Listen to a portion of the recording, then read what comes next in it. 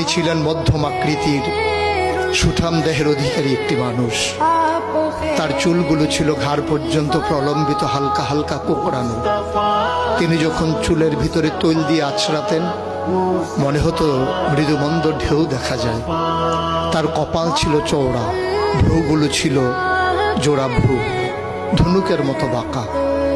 চোখের পাতাগুলো ছিল ফুটন্ত গোলাপের গোলাপি রঙের এক একটি পাপড়ির মতো। তিনি কখনো বা যখন চোখের পলক ফেলতেন মনে হতো মৃদুমন্দ বাতাসে গোলাপ পাপড়ি যেন দোল খাচ্ছে। তার চোখের সাদা অংশ ছিল রক্তিমাভ সাদা, কালো অংশ ছিল কৃষ্ণ কালো।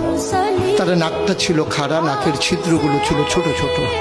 নাকের নিচে ছিল সরু চিকন গোঁফ, গোঁফের নিচেই সেই গোলাপি রঙের ঠোঁট।